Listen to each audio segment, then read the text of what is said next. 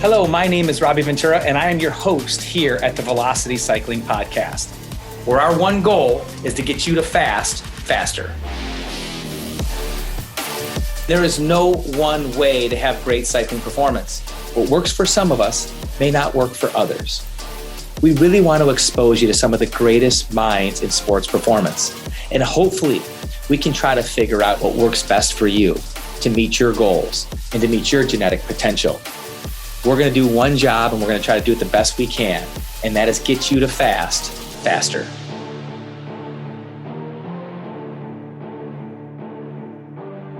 Hello and welcome. We have a great show for you today, but the name of this podcast hopefully got your attention, and it is Breaking Up with FTP. Whenever you hear breaking up, period, whether it's movie stars, whether it's somebody in your family, or whether it's your nirvana, which is your FTP, you get a little bit nervous, and hopefully you want to tune in. Not just because of breaking up with FTP, but because we have an incredible guest today in Sebastian Weber. He was working with the T-Mobile. He was the head of sports performance when he was 28 years old. What an incredible team that was. And then, of course, he was part of the dominant Columbia cycling team, the head of performance there as well. He's an exercise scientist who has really been at the cutting edge of sports performance since he was just a youngster, still a youngster, only 40-some years old. I'm about to hit my 50th birthday, and I have been very, very fortunate to learn from Sebastian these last 5 years and really embrace a lot of the things that he talks about and that he has created in terms of the sports performance world. So Sebastian Weber, breaking up with FTP, what does that mean to you? Well, sometimes when you look back on a relationship which you broke up, then often you think, man, if I had broken up earlier, my life would have been so much better, right? But I will tell you this, once you actually do break up with that person, that relationship, you feel free, right? You have the opportunity to grow again and take, hopefully, your relationship, and in this part, your cycling performance to another level. And I think FTP was a great friend to all of us, a great mate, and I think at some point, you start to evolve, your understanding starts to evolve, and FTP, although it's really good and it's provided a lot of benefit for a lot of people, now we can do things and now we know things about ourselves that we can take it to the next level. And that's really what we mean with breaking up with FTP. It's we're not kicking her to the curb or kicking him to the curb. We're just understanding that, hey, it was a great relationship while it lasted, but I'm kind of moving on to something that's a little bit more evolved as it relates to training. So Sebastian, talk about that evolution. But first, and I know you don't love talking about FTP, let's just identify what FTP is or was. Right. And I think, you said one very good thing here, many good things, but one especially caught my attention. Once you break up, you feel free and you feel you can progress. And this is what, happens to many people who stop projecting everything into FTP and keep it as one friend, right? Out of many friends, so to speak, but don't, be attached to that as the only friend, but break it up a little bit, right? So FTP, the full word means functional threshold power. And it became popular with the use of power meters, right? So as power meters became more popular and more widely spread, FTP, evolved as what it is, the functional threshold power. So it was and still is kind of the proxy of something that has been out there in the endurance sports training world and exercise physiology world for decades, which is called anaerobic threshold. And anaerobic threshold is a proxy for what has been discovered in the mid-70s or late 70s at the maximal lactate steady state. So you have a proxy of something that is about 45 years old in terms of using it to steer or to monitor or prescribe training. So that already tells a story, right? If you look at how fast technology evolves, if you look at how fast, especially knowledge evolves in the biological, areas or life science areas, and you think about, well, I do have something which is 45 years old and is a proxy of a proxy. It's not your youngest girlfriend you're breaking up with. So, again, Sebastian, I love listening to Sebastian and his scientific ideas and thoughts. But from a standpoint of a lot of our listeners, Sebastian, I'm going to break this down pretty easy. FTP, functional threshold power, usually signifies, in most definitions, the power you can hold for 1 hour. Ish, yeah. So if you can hold 250 watts for an hour, and then you have no more energy, you have no more ability, you basically pass out, put the X's over the I's, that's your FTP. And the reason why it became so popular is because when you had to coach many athletes, working off of percentages of everybody's 1 hour power is better than just randomly assigning power outputs, right? So although it's not perfect, it was pretty good for prescribing group activity intensity. And it's actually pretty decent at lower percentages of your FTP. Once you get above your FTP and you start getting into those higher percentages, people's physiology really start to become significantly more different. They're different below, don't get me wrong. They're even different at threshold. I mean, obviously, that's the whole thing that we're going to get into. But what we discovered over time is those intervals above FTP started to hurt people in different ways, and to the point where people weren't getting better and people were having issues holding higher outputs and different things like that. So over time, it was obvious that FTP was not going to hold up as it relates to dosing large groups of people based off of percentages of that. But it was a great standard in its time. And now, since testing has evolved, since the understandings have evolved, I think now we can be a little bit more precise with those doses for different types of people. And it kind of stems from the evolution of testing. Don't you think, Sebastian? Now what we can do in the laboratory and how that testing process has changed. Yeah, it's always difficult to change habits of people and change, what has evolved historically, because, for example, lactate testing, which is, there to determine your anaerobic threshold, which is, again, approximately your FTP, right? That has a long history. And then getting people to change things is sometimes a little bit difficult. But on the other hand, I'd like to mention that sometimes it really helps to look into other sports and other countries. So, in a cycling world, FTP is, the one thing, right? Like everybody talking about it, everybody knows it. When you start riding your bike, when you start exercising, relatively soon will know FTP as a term. When you look at other sports in other countries, it's not existing. People don't even know what the heck you're talking about. And they still do very good training programs, maybe even better training programs, right? Maybe even more efficient, more time efficient than what you are doing with your FTP, right? So it is a little bit that thing that was built and was created, like you said, because it was doing its job quite okay. But again, when you want to evolve, when you want to progress, and you don't want to, plateau with your performance, and at a certain time, you need to look for something else.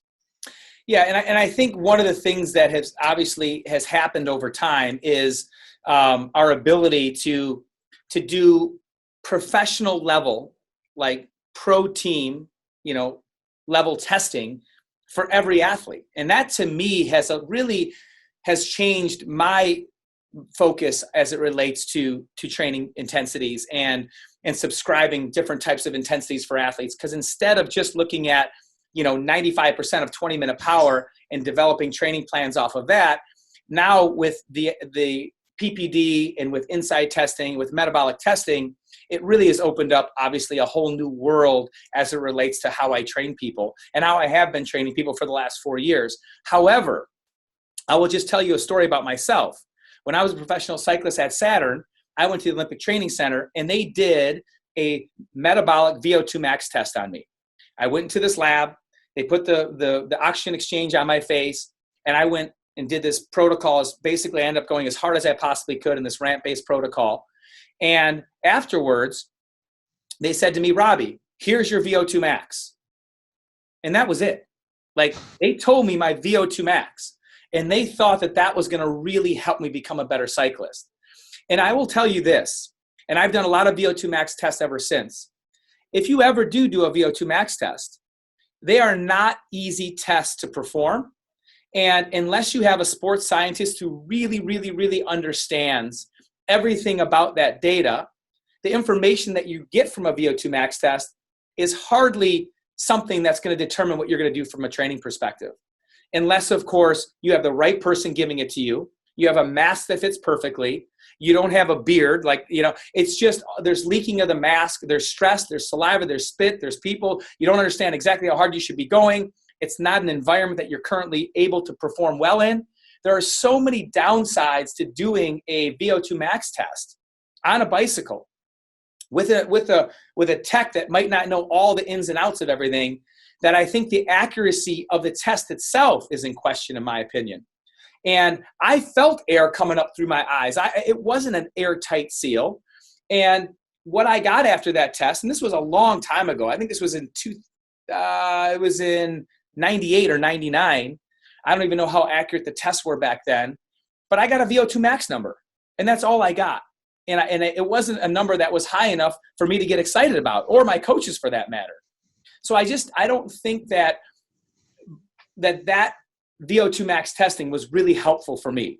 However, flash forward till 5 years ago when you introduced me to Inside, and I take a blood lactate sample. I have no mask on my face. I'm on my own bicycle, and I'm going, and I'm in an environment that I can be really successful. I really felt that test was super accurate. And it's not just because I was able to accomplish the test successfully, but the information that I got afterwards and the aha moment I had about my lactic threshold and how close it was to my VO2 max and what my VLA max was and how that determined what I was going to do next. Yeah, because look, the number itself, like the VO2 max number, okay, besides the things that in the lab, how much it applies to your real world racing and training, you have to bring the number to life. Like, think about it. If you would know your FTP is 300 watts, but you would not be able to measure your power output, then it has no meaning for you. Right.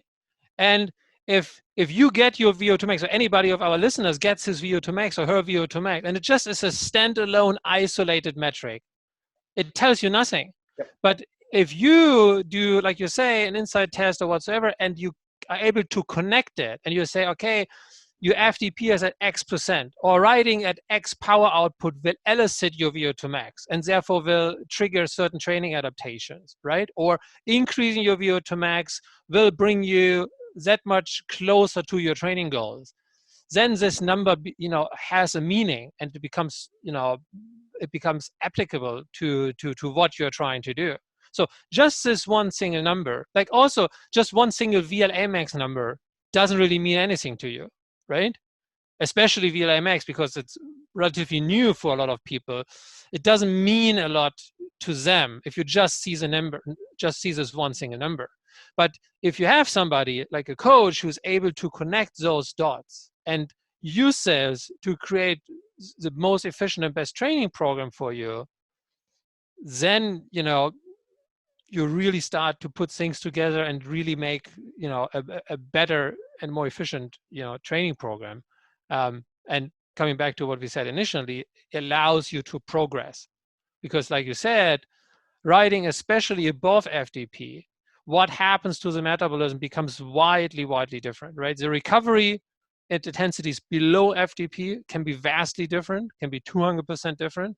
And then what you do riding above FTP, like if you and me or two athletes ride at 120% of FTP, like somebody might be exercising, for example, above VO2 max, the other guy below VO2 max. So the trigger on your aerobic system is vastly different, right? And that's no surprise. That's really no surprise. Let me give you that example. So if your goal, for example, is to increase your VO2 max, to increase your aerobic capacity, okay, so why you want to do that? You said just this number doesn't have a meaning to you.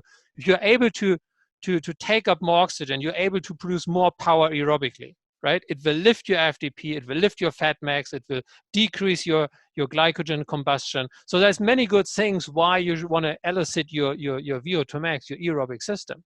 Okay, so now think about it. When you try to work on this system, then why the heck are you not prescribing training intensities as by the way, in 95% of scientific studies in exercise physiology, as a percentage or related to your VO2 max. Right? When I just said 2 people riding 100% above FTP, one is below VO2 max, one is above VO2 max, so to speak, getting a different training stimulus. Why is that?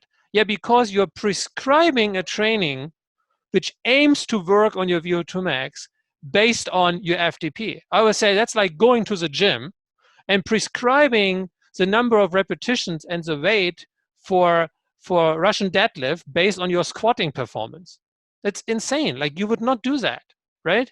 Yep. You would not take this example and prescribe aerobic training based on FTP. It's not a lot of sense in there, actually. Yep, and that is one of the advantages, obviously, to the metabolic training kind of methodology versus training by FTP. But Sebastian, just to go back just a hair, because we missed one little step in here. I think when we talk about the evolution and when we started to court our FTP, there was one other relationship that we had between FTP and metabolic. And I just want to talk about that relationship really quickly and why that relationship was good, but still not as good as considering figuring out what your intensity should look like and how to improve based off of the metabolic energy systems. And that is basically not just looking at a 20-minute test, right? So when you're thinking about developing your FTP, most people say, I got to ride as hard as I can for an hour. Once they do that one time, they realize how difficult that is and how stressful that is and how literally their training gets interrupted for an entire week because they have to recover. And just the uncomfortableness of riding as hard as you can for an hour, it's just, no one wants to do that. So we had the great idea, let's only go for 20 minutes and take 95% of it. That sounds good. Just kind of pulled that out of the air. For some people, it lines up with their hour power. Some people it's higher, some people it's lower, but it's a good proxy. I'll use the word that you used earlier. And then once we understood that we're different above FTP, they said, let's do a 2-minute effort or a 3-minute effort as well, and a 20-second effort too. So let's start to understand that if we are so different above FTP, let's at least put a couple more points on the graph. So, 6-7 years ago, I was looking at people's 20-minute power, their 3-minute power, and their 20-second power. And I was getting an idea of how those relate to one another. Critical power numbers, a power curve, however you want to talk about it. And I thought that was a good pivot. I thought that was a really good kind of, I was dating FTP and now I'm dating power curve, but there's limitations to that as well. And if you don't know the relationship between your lactic threshold and your VO2 max, and you don't know how close that relationship is or where that energy is coming from, power curves still fall short of metabolic training. Talk a little bit to that. Well, look, the underlying issue is that basically we are misusing power.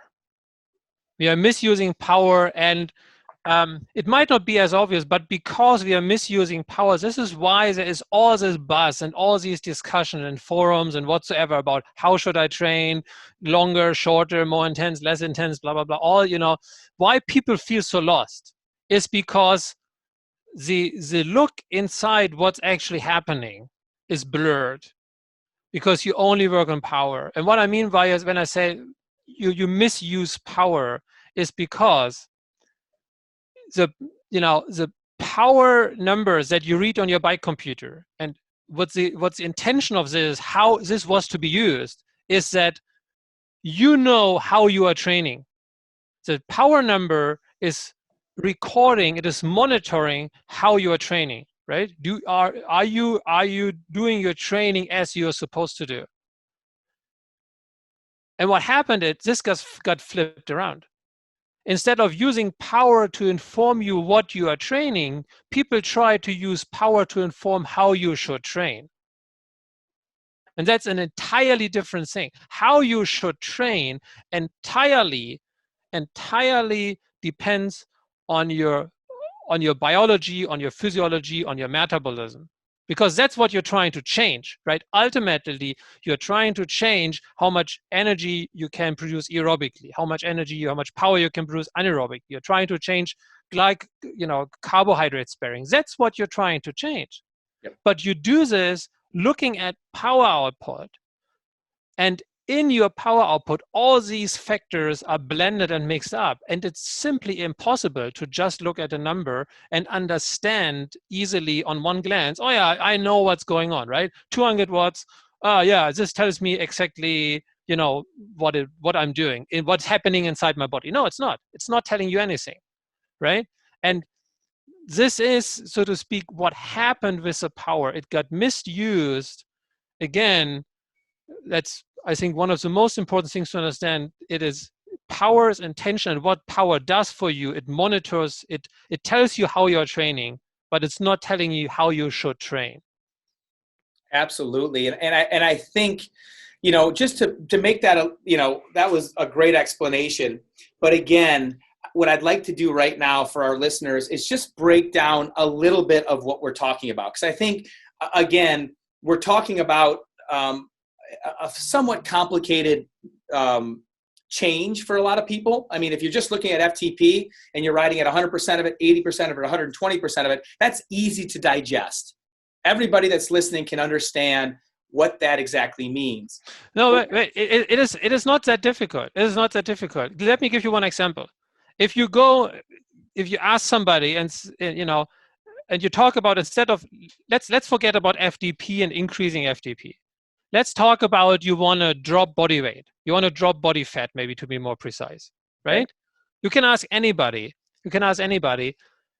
And most people will have a good understanding of the basic mechanism, which is you either need to burn more energy or you need to take less energy in.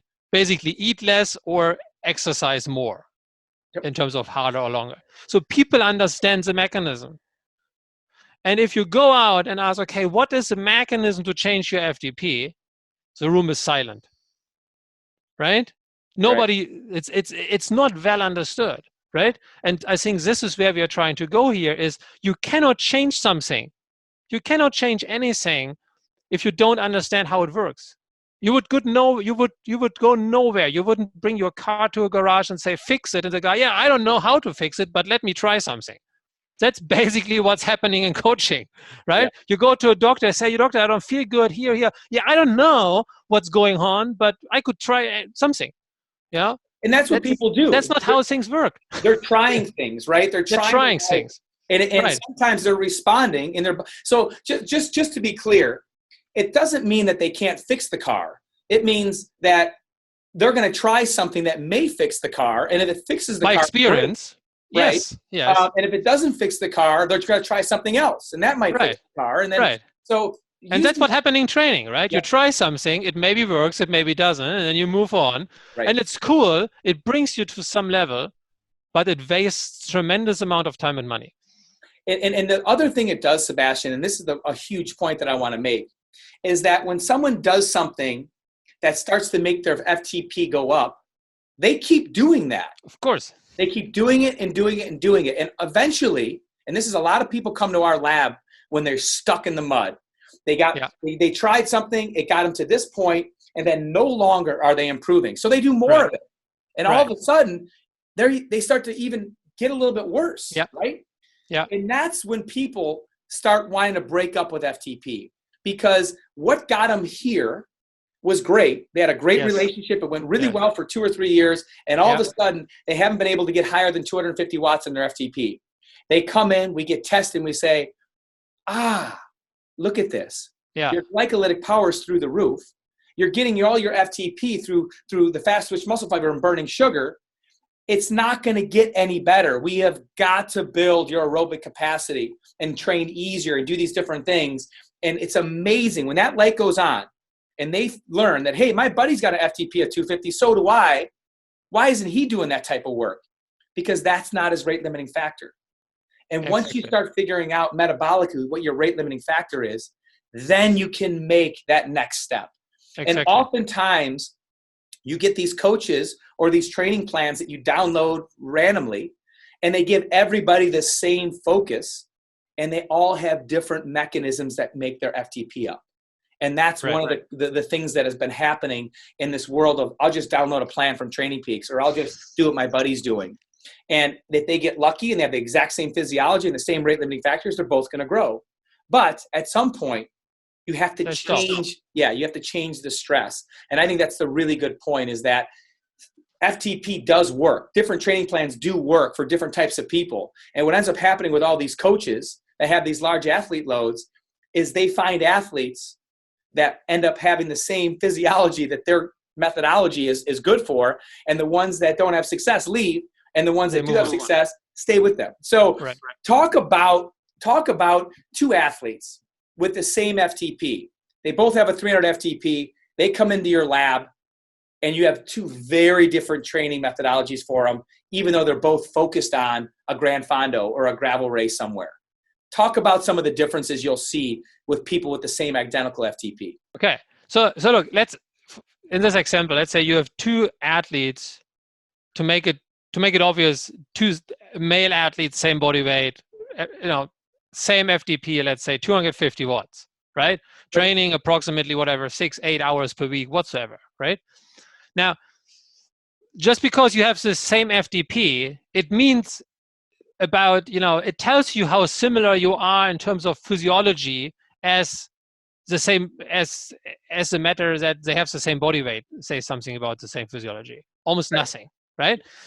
What it means is that, and sorry, I have to go a little bit into the weeds here, means that at 250 watts in both athletes, the amount of lactate that is produced equals the amount of lactate that's combusted.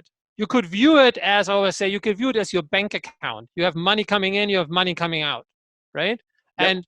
And the balance can be the same. The amount of influx and efflux can be vastly different, right? So you have these two guys in your example, and what could happen? Two guys come in, same body weight, similar athletes, similar FTP. So one guy, for example, could have his 250 watt FTP at approximately 90% of his VO2 max, right? So that means that the other guy, for example, could have his FTP, let's say, at 65% of his VO2 max. That's really pretty common numbers, right? So the ranges here are very common. So that already means, very simple math here, that the guy with a 65% utilization of VO2 max at FTP has a much higher aerobic system, a much higher VO2 max, right? Yep. And on the other hand, don't go into explanation why that is, but it means he also has a higher VLA max, he has a higher glycolytic or anaerobic capacity, right? So what this is this guy, he's going to be stronger in the sprints, he's going to be stronger in the short efforts. And the other guy, again, FTP in this example, 90% of his VO2 max, so relatively low aerobic capacity. And the only way that he gets to this 250 watts, the only way that he gets to the same FTP number is because he produces less lactate, he has a less developed anaerobic or glycolytic system. Okay, so not a good sprinter, so on and so forth. Now think about those two guys train together. They download the same training program. They do the same kind of training, and they do an interval train. Let's say VO2 max intervals or high intense interval training. I don't want to call it. Let's say 4 by 4 minutes. 4 by 4 minutes at 120% of FTP. So one guy is still a fair amount below his VO2 max, right? Yep. He's not maxing out his aerobic system. His anaerobic system, which is also contributing in this scenario, is because it's so well developed, it's relatively easy for him. It's not a big problem, right? After 4 minutes, he's not even exhausted. The other guy is already above his VO2 max, maxing out all his system, and most likely going to hurt himself by basically overdosing, right? And not having a positive training response in terms of adaptation. So the kind of training that they should be doing would be vastly different, because here's one overlooked but most important topic, that is the kind of rider you are. If you're more anaerobic or more like fast twitch, more the explosive guy, the sprinting guy, the high power guy, or you're more like the diesel engine, the more endurance guy, it tells you something not only about the power output in an interval, it tells you also something about how you should be training in terms of, will you benefit more from the longer, low intense training, more endurance kind of training, or will you benefit more from the higher intense stuff? Because you can go everywhere and you will read both works, right? You will see high intense interval training brought me this far, and then you see the professional riders doing whatever 90% at low intensities. And there's a discussion between polarized or more sweet spot, right? And Yep. the reason it all works, it depends on your physiology. So you can do, just like you said, you can go with your broken car into 5 different car garages and hopefully find somebody who fixes it. Or you can go into the one garage where somebody understands what's going on in the car and gives you the right fix, which in our case is, you understand what is your physiology and you understand what are your rate limiting factors.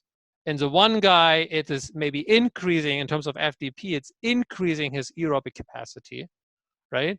Which will pull up his FTP. And then the other guy, it might be, for example, decreasing his anaerobic capacity, decreasing his, VLMAC, his glycolytic system, which will result in better fat combustion, glycogen sparing, so totally different goals in training. And again, your FTP number tells you as much about what you should be training as your body weight does. Exactly. And I think that was a great explanation. And I think one of the to kind of sum that and pull that all together, both of those people, the 250 watt thresholds, if they do the same thing, that kind of works for both of them. It may be too hard for one and not enough stimulus for the other, and neither will benefit, which is the crazy thing about the 4-minute effort that you just described. But more importantly is you still need to experiment, okay? You still need to figure out, do I want to do more of my strengths to boost those up more, or do I want to attack my rate limiting factors and see how they respond there? Because what I think is important, Sebastian, is there's still not an absolutely perfect thing to tell people all the time when they finish their evaluation. It's more of a discussion of, we're going to try this and see how your body responds. Because if we take that really aerobic athlete, the one that's at 90% of VO2 max, and we give him a lot of high intensity training, and his body just simply doesn't respond to it, we know it, right? We know we're not going to absolutely solve every single problem from the gate, right? But at least we know that we're trying to affect a certain part of their energy systems through certain types of dosing that we hope have the response that we want. In certain times, if people are really, really well trained, they've done a lot of that high-end work, and their body just simply doesn't make that recruitment, maybe we go back to their strengths again. And we really try to fortify that, or we try to find events that line up with their strengths. Or we find, certain types of races or things like that. So it's not necessarily like everything that we're going to tell you to do or a coach is going to tell you to do is going to work. You still have to experiment, but at least these experiments are based around things that make a lot of sense, and we're riding at intensities that will elicit the response, if your body can respond to it, to make the gains that we want, rather than just applying a load based off of your threshold power. Right. I mean, of course, what you're saying, of course, the training is all like the final training program is always a composition of, many factors: how much time you have, how far out are you from your goal, what is your situation? Do you only can train indoors? You train indoors and outdoors, like, whatever, of course. But let me say it with the words of Pakshi Villa, who was a longtime coach of Peter Sagan when he became world champion, is now the head of performance at Movie Star team. He said, yeah, of course, there is some fine tuning. And you go a little bit more here, a little bit more there. Yep. But what he said is, the first thing you need to know, you go right or left. Right? We can fine-tune what kind of intervals, and we can fine-tune your power output in the intervals, or we can fine-tune if you train 8 hours per week or 9 hours per week, and how this sits within your job and family and whatsoever. Cool. But you first need to go, you want to go left or you want to go right, and then you can fine-tune. Yep.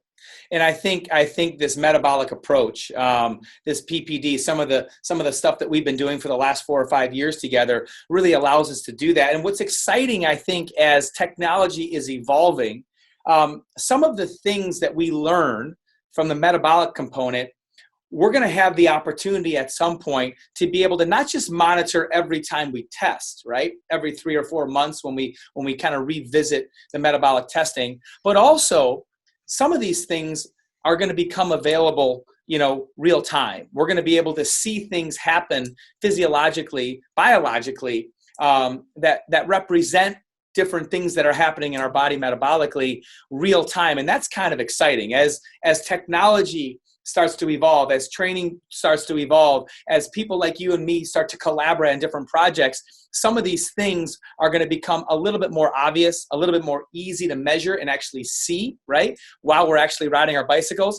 And that's kind of what I think is the ultimate, right, is to take these training concepts that we've been talking about and further dial them in based on not just percentage of FTP, but really what's happening, how the blood is accumulating, how the blood lactate is accumulating in the blood, how much fat or carbohydrate are contributing to different types of efforts. And seeing those things as they happen will be a really cool evolution that I think is coming to the sport of cycling in due time. Yeah, I mean, think about it. It's one thing to know, to have seen the report or know your numbers and know, 200 watts, I remember this is happening, and it's 300 watts as this is happening in terms of fat combustion or how quickly I can recover or whatsoever. But then computing it in your head while you are maxing out in hard interval training and try to, okay, my iteration is from this power output, I go approximately this accumulation, okay, some people might be able to do it, but especially after the second or third interval, it's getting more and more hard to do that. So being able to see not the power proxy, but see really what's going on metabolically real time, that would be really the next big thing, I guess. And what I think is exciting, and I'll kind of leave it here. And if you have an example that you can give, what really kind of brought this home for me is not only are we talking about building our high-end energy systems, not only are we talking about really improving, what muscle fiber types we're recruiting and how much blood lactate we can tolerate and becoming more aerobic or more glycolytic and all these crazy, fancy, fun terms that we love to talk about. But at the bottom, when you're just really talking about athletes focusing on different events. I coached an athlete, his name was Bob, and he wanted to do a 200-mile race. And I did a metabolic test on him 3 years ago. And we figured out how much carbohydrate he was burning at a given output. And we took a rough guess and said, he probably has 1,800 to maybe 2,000 calories of carbohydrate on board. He can process about 300 calories of carbohydrate per hour. We gave him 250 just because we wanted to be safe. And we really tried to figure out at what power output he could sustain based on the metabolic profile of Bob. And we learned that he could only hold 140 watts for the course of this 200-mile event. But Bob, he's a competitive guy. He wanted to go hard. So guess what he did? He rode at 170 watts. And after 5 hours, he detonated. He ran out of carbohydrate, just like the model predicted. And he ended up having to go in at 120 watts, where he was burning 250 calories of carbohydrate and putting in 250, because that's all he could do to get to the finish line. Yeah. And the interesting thing about this, Sebastian, is we spent a year working on lowering his VLA max and really having him become more aerobic. And you can't believe what happened. Literally, we tested him every 3 months, and our sole focus was to increase his fat utilization. So at 165 watts, he could last 10 hours, not 5 hours, not 5.5 hours. And you know what? We did it.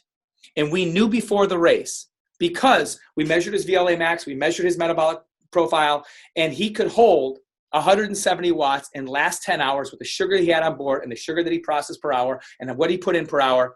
And it worked absolute perfection. And let me ask you one thing, because you said, you basically supported him during this process and you tested regularly, obviously. Yep. And obviously, he's doing it as a private, non-professional athlete because he enjoys it and he wants to do it. Now, tell me, how satisfying was this process for him? Seeing his own progress. How is the buy-in? How is the buy-in into a training and nutrition program of an athlete who knows what he's doing and why he is doing it? It's the confidence he had going in. Like, Yeah. I think what this sort of training does over FTP-based training is it gives you so much confidence. Whether you're entering an Ironman, a half Ironman, or a long-distance race, you really have an understanding of the cost of different outputs. And it has nothing to do with percentage of FTP. We didn't say you're going to ride at 60% of FTP. We never mentioned that. We talked about this is the power output that's going to burn this much carbohydrate. You have to keep the carbohydrate coming in. This is how we're going to do it. And he was so excited to start that race. He wasn't nervous. He had confident. Confident. And it was all because of that. Now, I'm sure you have an example of that. Do you have an example that you can share with us? I know a lot of these professionals that you work with don't want their numbers to be out there. But how about somebody that you worked with that's at the highest level, that trained by FTP, switched over to metabolic, and you changed their career? I actually just have one that popped into my mind about the pacing in a race, because you might remember last year in the Vuelta a España, Will Barter, the US guy, he became second in the time trial. Yeah, very close and very surprisingly. You talked about something that you use in your own coaching, that is, the rate and how quickly you accumulate lactate as a marker for how quickly you run into exhaustion, so to speak, or how quickly you would fatigue. And then riding below threshold, how fast you can recover at which power output. And this is, we just had a webinar with his coach, with the head of performance, Marco Pinotto, who is now with Mitchelton. And he coached BMC to several world championships, titles, and time trial. And they used that exactly same curve. They used it. They used the rate at which Will would, accumulate lactate, and they knew his upper ceiling, how high he could go, and then they looked at the course and basically paced him to know exactly, at this climb or at this piece and at this piece, what is the power output you need to ride at to not blow up, and what is the power output you should hold, for example, in a little downhill to recover the fastest, right? Yep. Exactly the same thing, using metabolics to fine-tune and precisely, advise and guide an athlete what to do, well, in this case, in racing. And obviously you see the outcome very surprisingly for most people, second in World Tour race, final day of the Vuelta kind of thing. So yeah, there's several applications. With the carbohydrates, we have several applications, from professional triathlon, non-professional marathon running, where you use the fat and carbohydrates to avoid bonking, and it really boosts the confidence of the athletes, right? Yeah. Because think about it, as you as an athlete, approximately your day in, day out training, right? Your normal loop you're doing, and you've bonked there 5 times, and you have the experience how to avoid it, right? But now this race day, this whatever, Gran Fondo 10-hour racing, how often did you do that? How often did you practice that you can tell from experience, I know what to do not to bonk? And then how much you invest in that, into time, travel, license fee to start, whatsoever, starting fee, you invest so much. And then on race day, leaving it up to chance versus knowing exactly what you need to do, that's a huge difference. Absolutely. And I think what I want all of our listeners to understand is that this sort of training, you don't have to be on a pro cycling team. You don't have to have, Sebastian Weber or Pachi Villa or Marco Pinotti to be your coach, to be able to absorb and understand and learn these things. Part of the goal for me is to educate you all, so you can run your own experiments and you can do your own intuitively with the science that you learn from some of this metabolic testing, to really start to design and control and maximize your training. Now, Sebastian, my question for you is, what % of the Pro Tour is training using the metabolic profile, and how many of the Pro Tour is still training using FTP? I don't know. I don't know the exact percentage. I can tell you, but I know that also from the coaches or teams that are not using Insight, for example, they train differently and not only with FTP. In terms of from the people directly interact with or directly know because they also utilize Insight for their testing. I can just tell you it is more than you see publicly facing on the website, because we have a lot of teams and also federations where we are not allowed to talk about the partnership, and that goes also for coaches of single world tour athletes, right?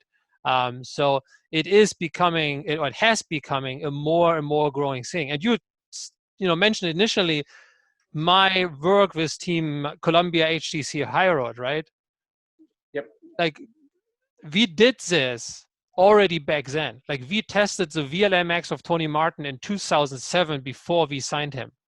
And we knew that there was room to improve as a benchmark, FTP, and we knew that he would be able to increase his time trial performance with that before we signed him. So in the elite professional world, that it's, these kind of concepts what we talk about here is not that new that it might sound to you right now. And then obviously, as with most things start to diffuse down from like the elite professional sport into a broader audience.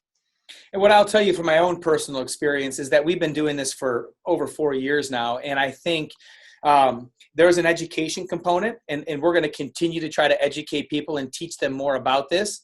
But just like power was 30 years ago, nobody knew what it was. It was this black box. It was very difficult to figure out how to use the power meter and to make sure they're accurate and all these other things. But now everybody that's thinking about cycling performance has a power meter. Right. And I think in 3 or 4 years, everybody will be using metabolic profiling to determine what their rate limiting factors are and how they should be training. And I think it's just one of those evolutions. And right now you're seeing some early adopters. But again, we've been doing it for 4 or 5 years, and we're still learning. We're still perfecting it. We're still, trying to figure out exactly how to maximize this tool. And I think it's a wonderful tool. And I really appreciate you sharing it with me and teaching me about it. I'm also excited about our future projects that we're going to do together. I think that we can help educate. We can help bring this methodology to more people. And unfortunately, I think FTP, there's a lot of breakups in FTP's future.